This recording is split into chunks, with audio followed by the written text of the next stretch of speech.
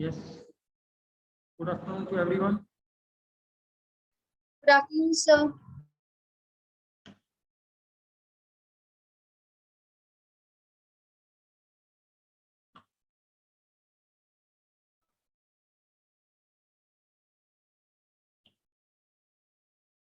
Yes, welcome to the IB class. And I hope that you all are well at home.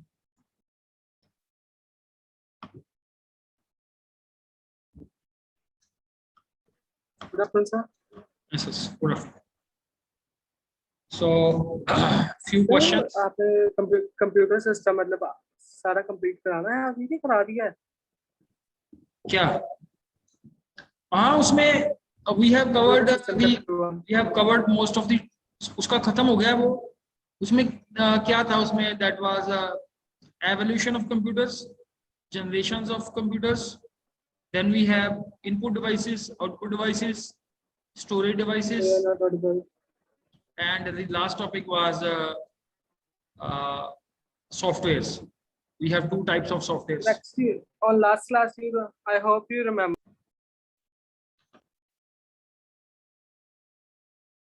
Yes, आप कुछ पूछ रहे थे आप चेतन? मैं कह रहा था कि लास्ट टाइम जब हमारी यूट्यूब पे क्लास थी तब आपको शायद याद है कि वहाँ पे एरर बहुत सारे आ रहे थे और क्लास बंद भी हो गई थी। तो मतलब उसके बाद हमारी यूट्यूब पे क्लास भी नहीं लगी, तो मतलब आपने चैप्टर कंप्लीट भी करा दिया, हमने किया भी नहीं। आवाज नहीं क्लियर आ रही आपकी ना? सर मैं कह रहा हूँ कि लास्ट टाइम जब हमारी यूट्यूब पे क्लास थी तब एरर्स आ गए थे और क्लास बंद हो गई थी जब हमने आपको मैसेज किया था, और उसके बाद हमारी आईपीवी की कोई क्लास भी नहीं लगी, तो आपने चैप्टर कंप्लीट करा दिया, हमने किया भी नहीं। कोई बात नहीं, फिर से उसी के ऊपर फोकस कर लेते हैं. If you have any doubt on that. ठीक है, आपका किस चैप्टर में है डाउट आपका? फर्स्ट वाला हमने नहीं किया हुआ, फर्स्ट वाला ठीक है, ऑनलाइन स्टूडेंट के साथ में कंप्लीट हुआ। कोई बात नहीं, कोई बात. And let's do that. और जब कंप्लीट हो जाएगा ना सर तब आएंगे लूपिंग पे बस प्रॉब्लम है। हाँ, कोई बात.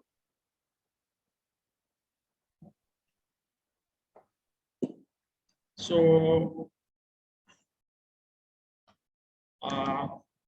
on the request of Chetan, we are just revising the introduction to computer system. So my request to everyone is please जो Google Classroom में है आपका introduction to computer system, उसको डाउनलोड कर लेना, NCERT book. So this is what is there in the computer system. So first you have, this is the block diagram of the computer system. Okay, are you able to view the screen? Someone please.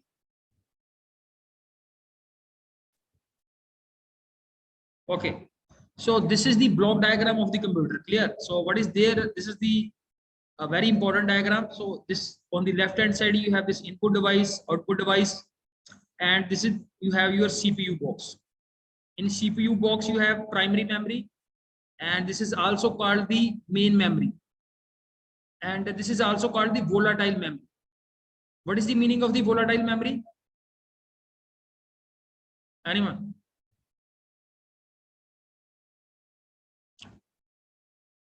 Anyone who knows about the volatile memory? Sir, impermanent memory. Huh? Sir, जो change हो जाए memory. Dynamic. The volatile memory is that whenever the power supply is switched off, the contents in the volatile memory get removed. They are not saved. So that is what we have: volatile memory, main memory, primary memory, and this is also called the working memory of the system. All the calculations and working took place in the main memory. Then you have control unit. Control unit basically manages and controls all the activity like input, how to receive the input, how to send the output to the output device. Because what is the need for this control unit is there? Because there is a mismatch between the speed. You know, the printer work at a far less speed as compared to the we send the material to the to the printer. Clear? And similarly, the last unit is this ALU, arithmetic and logic unit. So all the calculations, arithmetic and logical calculations takes place here.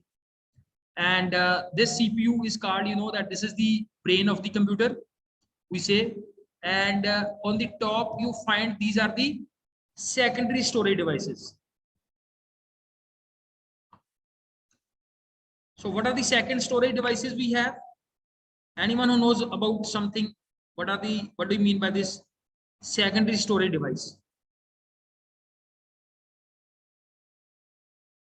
So these are those devices Hard which are used to disks. provide some extra storage. बड़ा वेग से answer करते हो, that's fine. Okay, yes Harshmeet, और बेटा camera on कर लो, Harshmeet and Harminder Singh.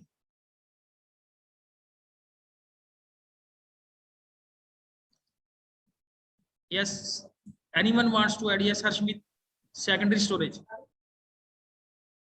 Sir वो हार्ड डिस्क हो सकती है. Hard disk हो नहीं सकती है, hard disk ही है. Secondary storage is, we say that is the permanent storage where the contents are stored permanently. Clear? So whenever you save any document and that document is saved on the secondary storage. We have the example of secondary storage is hard disk. We have flash drives. We have CD, clear, and we have DVD. So these are the examples of the secondary storage. And now let's move to the, after the block diagram, we have input devices. So you know that we have different input devices: mouse, scanner, touch screen, and we have joystick, clear. We have light pen. So these are the different input devices. And this keyboard and you know, ये जो mouse है, mouse is basically a pointing device. Mouse, joystick, ये जो है, these are the light pen है, these are the pointing devices we have. Clear? And looking at the focusing on the output devices, you have monitor, speaker, printer, and then 3D printer. 3D printer किस लिए use होता है? What is the use of 3D printer is? सुना है नाम किसी ने 3D sir printer? 3D models को प्रिंट करने के लिए. Yes, yes, 3D मॉडल्स को क्रिएट करने के लिए. क्लियर? बेसिकली अगर हम बात करें तो ये बेसिकली किसी भी चीज को मैन्युफैक्चर करने के लिए we are basically making use of this 3D printer. ठीक है? So otherwise we are making just printing on the papers. So 3D printers you can create an object. Then we have the evolution of the computers. So we have basically 5 generations of computers we have. Clear? The very first generation is, the first generation of computers we have, they are basically based on the technology vacuum tubes. ठीक है? Vacuum tubes जो second generation है, that is based on the transistors. The third generation of computers है, you see here the third generation of computers, they are based on integrated circuits. The fourth generation of computers, you can look at the bottom side, this is VLSI. VLSI stands for very large scale integration. कोई बता सकता है इसके बारे में? What is the difference between the third generation and fourth generation of computers? IC और VLSI में क्या difference है? देखो IC में क्या है? IC में जो हमारे पास चिप है, अब we have a small chip जिसके ऊपर सर्किट है, क्लियर. और VLSI में क्या है? Very large scale integration, means the same chip is now containing number of circuits. On a small chip as compared to IC, we have the much more number and increased number of circuits with which you can have increased space of the increased speed of the processors. VLSI में क्या हो जाएगा? Processor की speed जो है that will be increased much more faster as compared to the IC based computers. Clear? And the memory consumption will also go down in VLSI. जो हम आजकल कंप्यूटर यूज कर रहे हैं, they are basically based on VLSI. अगर आप में से कोई बीटेक EC फॉलो करता है तो बीटेक EC में आगे जाके एक स्पेशलाइजेशन होती है, उस स्पेशलाइजेशन को बोलते हैं VLSI. तो VLSI में आपको क्या सिखाते हैं? That is chip designing, how to design the circuit So that is covered in VLSI lab. ठीक है, जैसे आप में से किसी ने अगर किसी प्रोसेसर के ऊपर काम कर रहा है तो you will be working in a VLSI based lab. Okay, so that is in advanced stages. You can see this is the part of BTech EC VLSI lab. And the next we have, presently we are living in a which generation? 5th generation computers. किसी को पता है 5th generation of computers के बारे में? Anyone who knows about the 5th generation of computers? Yes, someone please. सुना है नाम 5th generation? Sir 5G phone तो सुना है, ऐसे कंप्यूटर नहीं सुना। वो 5G तो अलग चीज है. That's basically the technology based on the communication. Mobile based technology है वो 5G. That's a different issue. Sir AI Yes, very good. So Harshmeet has given the right answer. The 5th generation computers are basically based on AI. ठीक है, तो अगर हम presently बात करें तो अगर हम हार्डवेयर की बात करें तो हमारा कंप्यूटर जो है that is based on 4th generation. वो 4th generation में है. बट अगर कोई सिस्टम जो है AI बेस्ड है, जैसे you know that now we have a जैसे आपको पता है आजकल काम हो रहा है जैसे ड्राइवरलेस कार के ऊपर काम हो रहा है, तो driverless car is based on the AI technology. Clear? बहुत सारी, जैसे मैंने आपको बताया, कभी आप लोगों ने सुना होगा स्मार्ट सिटीज का कंसेप्ट सुना होगा. स्मार्ट सिटीज सुना है नाम किसी ने स्मार्ट सिटीज का? Yes sir. तो स्मार्ट सिटी में कहाँ पे यूज होता है बेसिकली? तो अगर हम बात करें 5th जनरेशन जो है, 5th generation of computers, they are based on, कोई हार्डवेयर टेक्नोलॉजी के ऊपर बेस्ड नहीं है, they are based on AI. और जैसे मैंने अभी आपको बताया स्मार्ट सिटीज, तो स्मार्ट सिटी में हम AI के through we can manage the traffic, we can control the traffic and handle the traffic in a better way as compare to,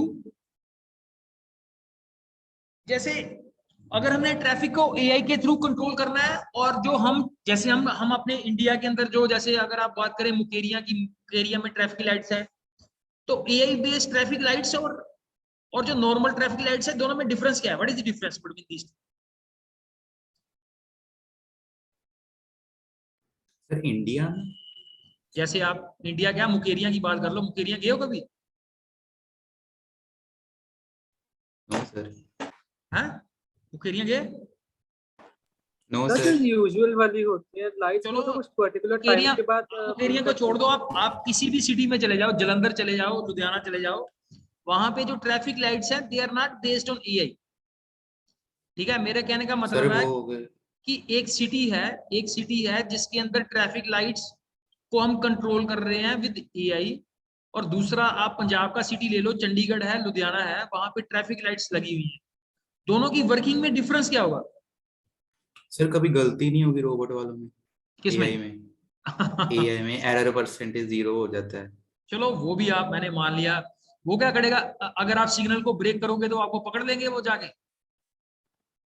sir ऐसे ही होता है. Yes, very good. चलो मेरे को ट्रैफिक को मैनेज करने में बताओ, how the traffic management is better in AI sir based. सुना. हाँ जी, सर कैसे वर्किंग बताऊंगा, उसके एडवांटेज बताऊंगा.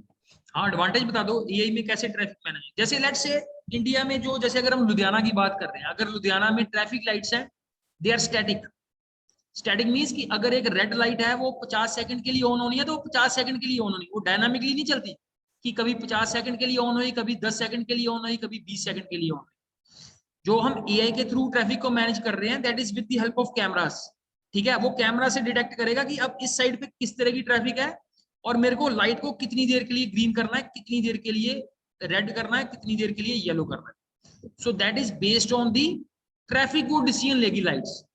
Based on the traffic, they will take a decision that how much time period this will be green light, and that is not static. जो हमारा normal city के अंदर जो ट्रैफिक लाइट कंट्रोल होती है, दैट इज द स्टैटिक है. वो अगर 80 सेकंड के लिए ग्रीन होनी है तो 80 सेकंड के लिए ग्रीन होगी, वो कभी चेंज नहीं होगी उसकी टाइम. और गेटिंग और not? So that is one of the application of AI based traffic management system. Let's move forward. And after generations of computers, to just go through this topic, then we have computer memory. So if we look at the computer memory, just move to this one.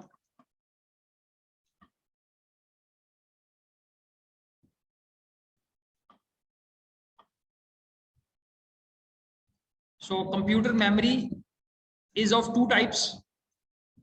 We have main memory and we have secondary memory. ठीक है जी. Secondary memory में that is the permanent and main memory is temporary. So here we have examples of RAM. कौन बताएगा RAM के बारे में? Anyone who wants to say on RAM? What is the full form of RAM? Random access memory. Yes, who will elaborate on this RAM? Yes, anyone? कोई भी नहीं है ready? Yes, Samardeep. Sir RAM को हम main memory बोलते हैं. जैसे ही मतलब कंप्यूटर की अगर हम किसी पे वर्क कर रहे हैं, अगर कंप्यूटर की लाइट चली जाती है, हमारे पास कोई बैकअप प्लान नहीं है लाइट के लिए, तो हमारा डेटा लॉस हो जाता है. इस पे कोई मतलब खुद वो सेव नहीं कर पाता है. So that is we said अभी हमने यूज किया था volatile. So this is volatile memory, clear, and its size is, अगर हम अपने लैपटॉप की बात करें तो उसमें रैम कितनी होती है? जनरली वी हैव कितनी रैम होती है? So 4 to 2 होती है ordinary. हाँ, sometimes we have 2 GB, sometimes we have 4 GB, and we can have up to 8 GB of RAM also. And in the new system, you can have much more higher RAM also. Clear? So इस RAM को हम बोलते हैं, this RAM is also called the working memory. This is the working memory of the system. So this is very important. Working memory means all the calculations will be performed in the main memory or RAM of the system. Now next we have a second type of main memory, that is called read only memory. कोई बताएगा इसके बारे में? What is read only memory?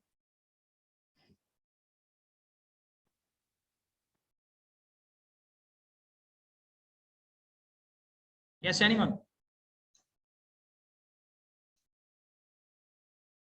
बताओ भाई, क्या काम होता है रीड ओनली मेमोरी का? सर नाम से तो यही लग रहा है कि कोई एडिटर नहीं हो सकता, ये जैसी है वैसी यूज हो सकती है. हाँ, जैसे जब हम अपने सिस्टम को स्टार्ट करते हैं तो सबसे पहले लैपटॉप में मैसेज आता है HP, Lenovo, whatever the message you get. So that message is written on your ROM, read only memory, and the contents in the ROM are written at the time of the manufacturing of the system.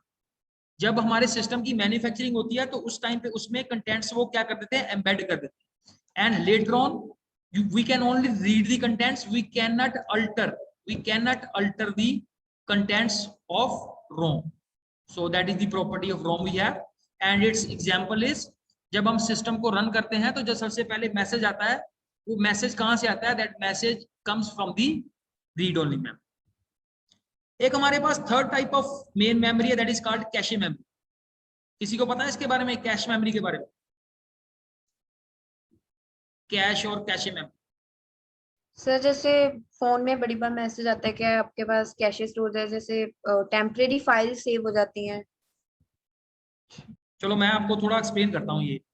ये मेरा जो first box है, this is my processor, this is my RAM, और इसके in between है that is this is the cache memory. सबसे पहले cache memory और मेन मेमोरी में डिफरेंस क्या है? कैश मेमोरी का साइज बहुत छोटा होता है as compare to this RAM. The size of the cache memory is very very less. ठीक है, ये प्रोसेसर के साथ भी अटैच है, रैम के साथ भी अटैच है, और रैम जो है वो डायरेक्टली प्रोसेसर के साथ अटैच. तो क्या होता है कि जो प्रोसेसर है, प्रोसेसर को जो भी डाटा आएगा रैम से, उसके ऊपर इन्वॉल्व होता है, इसको हम बोलते हैं एक्सेस टाइम. एक्सेस टाइम का मतलब क्या है? That is the contents when the contents move from RAM to the processor and from processor to the RAM. अब होता क्या है कि प्रोसेसर की speed, you know the speed of the processor is very very fast. Clear? तो हम क्या करते हैं कि प्रोसेसर की यूटिलाइजेशन को इंक्रीज करने के लिए we have the cache memory. अब ये कैश मेमोरी का रोल क्या है? कैश मेमोरी का रोल है कि जो कंटेंट्स प्रोसेसर को फ्रीक्वेंटली रिक्वायर्ड है, I am repeating, the contents which are needed by the processor repeatedly. Clear? जो कंटेंट्स बार बार उसको रिक्वायर्ड है, those contents are saved in cache memory. और जो कंटेंट्स कम फ्रीक्वेंटली चाहिए होंगे वो कहाँ पे पड़े होंगे, रैम के अंदर। अब होता क्या है कि एक्सेस टाइम जो है, access time from cache is far less as compare to the access time from the RAM. Means अगर कोई कंटेंट जो है वो रैम से ट्रेवल होके प्रोसेसर में जाएगा तो वो ज्यादा टाइम लेगा, अगर वो कैश से ट्रेवल होके प्रोसेसर के पास जाएगा तो वो कम टाइम लेगा। तो इससे हमें बेनिफिट क्या मिलेगा, इससे हमें बेनिफिट मिलेगा that is we can utilize our processor in a better way. तो हम अपने प्रोसेसर के रिसोर्सेज की ज्यादा यूटिलाइजेशन कर सकते। तो कुछ कंसेप्ट क्लियर हुआ। पहले बात ये है कि जो कैश मेमोरी होती है एज कंपेयर टू रैम, इसका साइज कम होता है। Secondly the cost of the cost parameter of cache is much more higher as compare to RAM, इसकी कॉस्ट भी ज्यादा होगी। और इसमें कौन सा कंटेंट्स हम डालते हैं, हमने नहीं डालना, ये कंटेंट्स जो है ये ऑपरेटिंग सिस्टम डिसाइड करेगा कि कौन सा कंटेंट जो है वो कैश में रहेगा। ठीक है, तो इसका मैकेनिज्म होता है the contents which is frequently required by the processor, that content is kept in the cache memory। तो ये कौन डिसाइड करेगा, ये ऑपरेटिंग सिस्टम डिसाइड करेगा कि किस कंटेंट को कैश में रखना है और किस कंटेंट को आपने रैम में रखना है, ये हमने नहीं डिसाइड करना। सो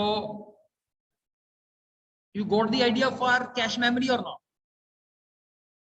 तो कैश मेमोरी का जो मेन एम है, the main purpose of the cache memory is the better utilization of the processor।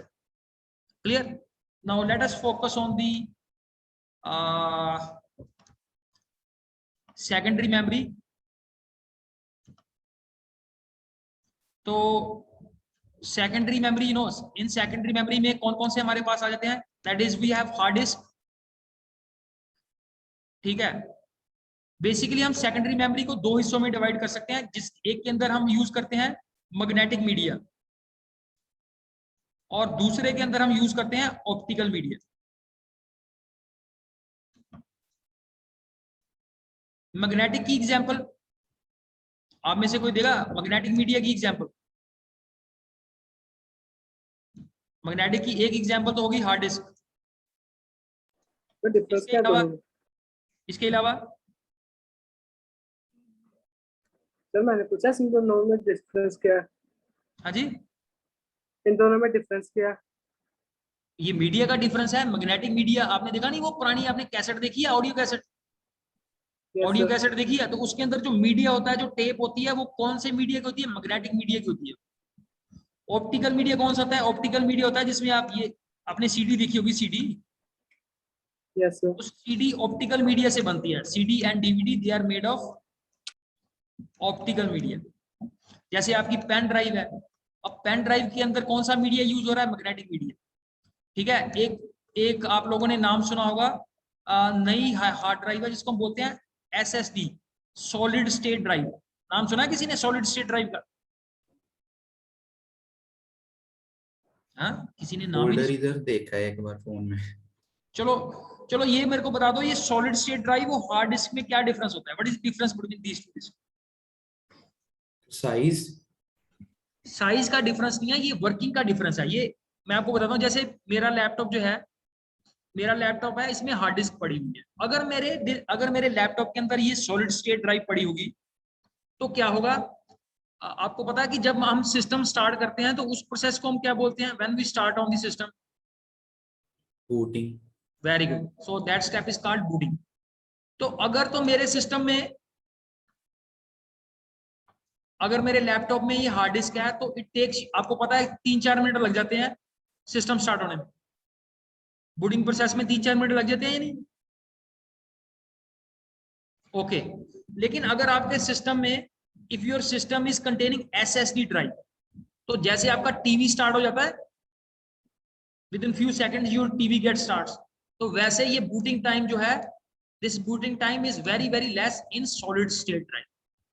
Solid state drive जो है, इस डिस्क की कॉस्ट ज्यादा है और हार्ड डिस्क की कॉस्ट क्या है? कम है। कुछ आइडिया हुआ? अगर आपके लैपटॉप में SSD ड्राइव है तो आपका लैपटॉप महंगा होगा, ठीक है, और अगर आपके लैपटॉप में हार्ड डिस्क है तो उसकी कॉस्ट कम हो जाएगी। सॉलिड स्टेट ड्राइव से क्या होगा, आप सिस्टम को ऑन करोगे, एट वन गो आपका सिस्टम स्टार्ट हो जाएगा। Clear? So that is the difference between the कि उसमें एक्सेस टाइम जो है that is very very less and its speed is much more higher as compare to the hard disk. Clear? So this was about the secondary memory. So you have discussed that what are the different types of secondary memory we have.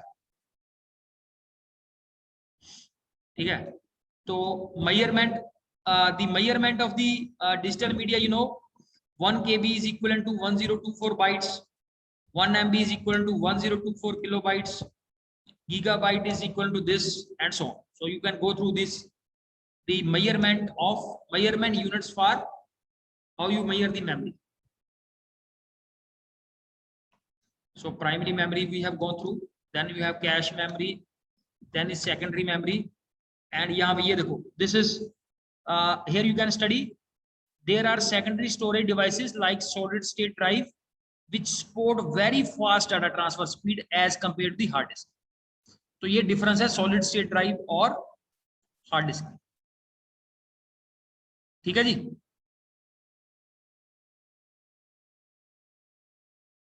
So the next important topic is data capturing, data storage and data retrieval. Data capturing का मतलब है that how we capture the data, how we input the data. तो basically या तो हम keyboard से data को input करते हैं, या अगर आप किसी शॉपिंग मॉल में जाओ तो वहां पे डाटा कैसे कैप्चर होता है, जैसे आपने कोई 4 प्रोडक्ट बाई कर लिए, जैसे आपने चिप्स बाई कर लिए, आपने सोप बाई कर लिया। क्लियर? तो जब आपकी बिलिंग होगी तो वो कैसे बिलिंग कैसे करते हैं?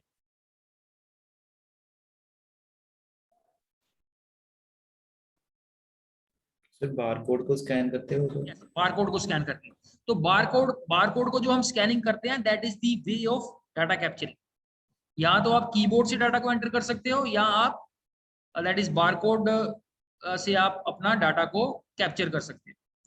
सेकंड स्टेप होता है हमारे पास data storage. So data storage is after capturing the data, you have to store the data. Clear? So you know either the data will be stored on your system or the data will be stored on the cloud. Clear? So cloud is also nowadays very important way of storing the data. And last step है हमारे पास retrieval of data.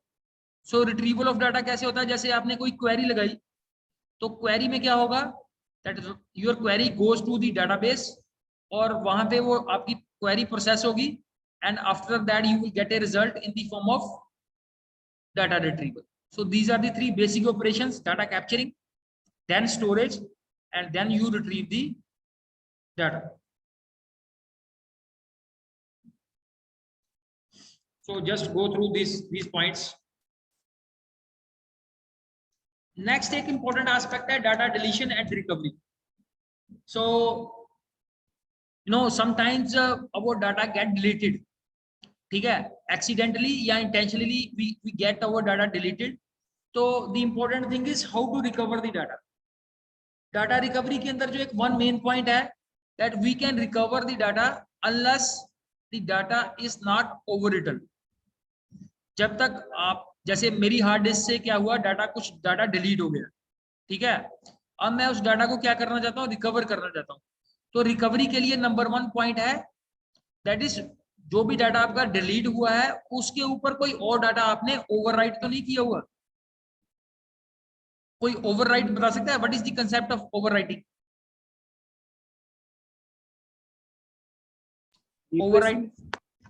Overwriting of data is replace कर देना data को। हाँ, replace कर देना। Replace, अगर आपने डाटा को रिप्लेस कर दिया है so then recovery is not possible.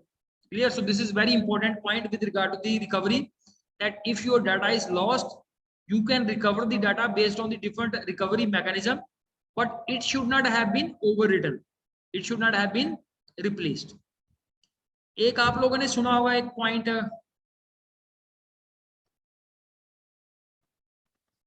so who will try to explain?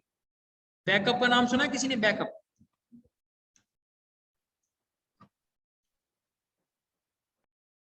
Backup कौन बताएगा बैकअप के बारे?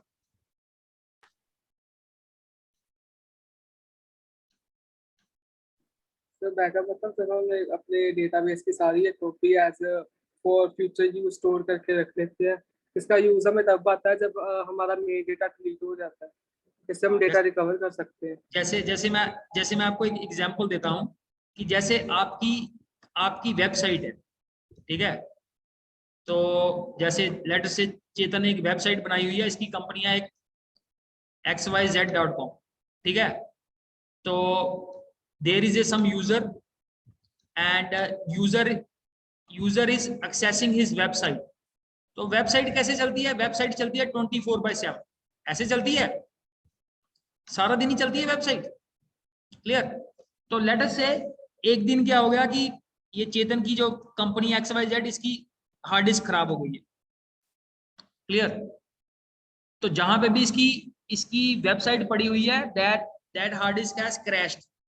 तो उस केस में क्या होता है, there is a storage technology जिसमें क्या करते हैं हम हमेशा जो भी आपकी वेबसाइट है उसकी एक कॉपी जो है, that copy is run on another separate disk के ऊपर रन करते हैं उसको। तो जब भी ये वाली डिस्क खराब हो जाएगी, the load will be transfer to this disk, ठीक है। So that mechanism is called the backup. ये बेसिकली ये स्टोरेज टेक्नोलॉजी होती है जिसके अंदर क्या करते हैं कि हर एक वेबसाइट की हम दो कॉपीज रखते हैं, एक तो एक्टिव हार्ड डिस्क में होती है, एक पैसिव हार्ड डिस्क होती है। तो जब आपकी एक्टिव हार्ड डिस्क क्रैश हो जाएगी, ऑटोमेटिकली जो उसका लोड है, the load will be transfer to the second hard disk. तो तब आप क्या करोगे, इन द मीनवाइल आपके पास मैसेज आ जाएगा that your hard disk has crashed.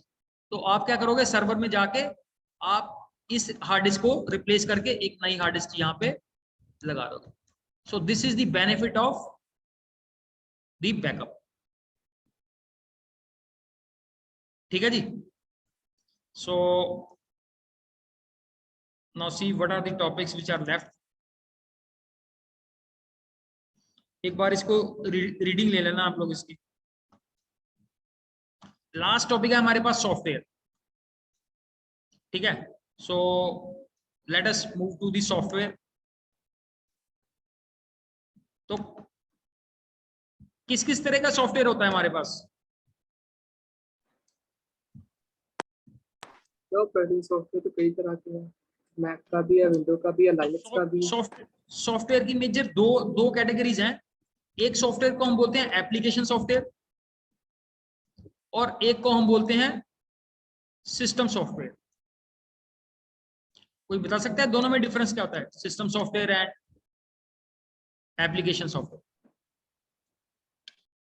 फिर एप्लीकेशन में हम सिस्टम जो कोड करते हैं और सिस्टम में ऑपरेटिंग सिस्टम, जैसे कोई सिस्टम सॉफ्टवेयर में हम ओएस कह सकते हैं, कोई भी हाँ। ऑपरेटिंग सिस्टम का जो सॉफ्टवेयर होता है, और जो एप्लीकेशन में हो तो जो हम कोड करके सॉफ्टवेयर बनाते हैं वो वाला सॉफ्टवेयर हो सकता है। हाँ, एप्लीकेशन सॉफ्टवेयर में आ जाते हैं हमारे पास फिर से दो तरह के सॉफ्टवेयर होते हैं। एक तो होते हैं general purpose software. General purpose software आ जाते हैं जैसे MS वर्ड आ गया, फिर आपका स्प्रेडशीट का आ गया, नोटपैड आ गया। क्लियर? आपने कोई पेंट आ गया, जैसे हम पेंट अभी यूज कर रहे हैं, paint. So these are all the general purpose, और इसको हम जनरल पर्पस भी बोलते हैं और जेनरिक सॉफ्टवेयर भी बोलते हैं। और दूसरा हो जाता है हमारे पास एप्लीकेशन सॉफ्टवेयर में दूसरी कैटेगरी है कस्टमाइज्ड। कस्टमाइज की कोई एग्जांपल बता सकता है कस्टमाइज सॉफ्टवेयर की? गेम्स। फेसबुक। नहीं, फेसबुक नहीं आएगी इसमें। कस्टमाइज सॉफ्टवेयर है जैसे जैसे जैसे हमने अपने स्कूल के अंदर जितना स्कूल का स्टाफ है उसकी सैलरी के लिए हमने पेरोल का सॉफ्टवेयर बनाया हुआ है। और जैसे हमने अपने स्कूल के अंदर स्टूडेंट की एडमिशन के लिए, स्टूडेंट की रिजल्ट कैलकुलेशन के लिए कोई सॉफ्टवेयर बनाया, तो इस तरह के सॉफ्टवेयर को हम बोलते हैं कस्टमाइज सॉफ्टवेयर। ठीक है, जैसे जैसे आपके एरिया में कोई दुकानदार है, तो दुकानदार ने बोला कि मेरे को बिलिंग के लिए कोई सॉफ्टवेयर चाहिए, तो वो जो आप बिलिंग के लिए कोई सॉफ्टवेयर बना के दोगे, that is a customized application software, जो उसकी रिक्वायरमेंट के अकॉर्डिंग बना होगा। और गेटिंग और not, this is to the specific requirement. अब देखो, एक स्कूल में जो सॉफ्टवेयर यूज होता है जरूरी नहीं वो दूसरे स्कूल में एज इट इज चल जाएगा, उसको कस्टमाइज करना पड़ेगा, क्योंकि उसका स्टाफ कितना है, उसका सैलरी स्ट्रक्चर कैसा है, एक सॉफ्टवेयर हर जगह फिट नहीं हो पाएगा। क्लियर? अब हम बात करें सिस्टम सॉफ्टवेयर की। सिस्टम सॉफ्टवेयर में एक हर्षमीत ने बता दिया ऑपरेटिंग सिस्टम, और ऑपरेटिंग सिस्टम के अलावा फिर एआई भी इसमें आ सकता है? नहीं नहीं, एआई को हम ऐसे ऐसे नहीं बोलेंगे। एआई से कस्टमाइज्ड भी बन सकता है और जेनरिक सॉफ्टवेयर भी बन सकता है, तो एआई को हम ऐसे इंक्लूड नहीं करेंगे। जैसे ये देखो, सिस्टम सॉफ्टवेयर में जो सबसे पहली एग्जांपल है that is the operating system. फिर नंबर 2 पे आ जाएगा हमारे पास सिस्टम यूटिलिटीज। ये सिस्टम यूटिलिटीज फिर से 2 कैटेगरी की होती हैं। एक सिस्टम यूटिलिटी वो होती हैं जो ऑपरेटिंग सिस्टम के साथ ही आ जाती हैं, जैसे जैसे ये disk fragmentation, formatting utility, system restore utility. So these are the utilities which are not shipped with the operating system. ठीक है, तो एक सिस्टम यूटिलिटी ये होगी which are basically shipped with the operating system, और दूसरी है हमारे पास device drivers. Device driver means आपको पता है कि हर एक डिवाइस को रन करने के लिए आपको you need a software, like for printer के लिए आपको डिवाइस ड्राइवर चाहिए, for keyboard you need a device driver, for mouse you need a driver. तो हर एक डिवाइस के लिए आपको क्या चाहिए, एक सॉफ्टवेयर चाहिए। So this is the diagram. You can say कि जो एप्लीकेशन सॉफ्टवेयर होता है that is near to the user, और जो सिस्टम सॉफ्टवेयर होता है that is near to the hardware. Clear? System software जो है that is near to the hardware, and operating system is nearer to the user. Okay, so please go through this material. This is very easy, just a reading is required. Introduction to computer system में ऐसा कुछ भी नहीं है that where you face a lot of difficulties. Clear? So just go through the reading of this chapter, and if you find any doubt, so we can discuss this. कोई आपका question, any question you have? Harminder Singh, no question is there. Yes, Harshmeet. Sir attendance मैंने थोड़ा late join की थी। हाँ कोई बात नहीं, अटेंडेंस होगी। एक इंपॉर्टेंट अनाउंसमेंट है आप लोगों के लिए, दैट ऑन कमिंग ट्यूसडे एक आप लोगों का 4 to 5 ऑनलाइन टेस्ट होगा। नोट कर लो अपनी कॉपी के ऊपर।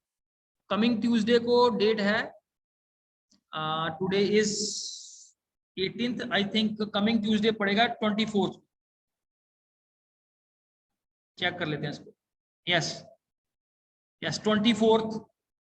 24th को आप लोगों का ऑनलाइन टेस्ट होगा, एक जो प्रैक्टिकल कंपोनेंट है।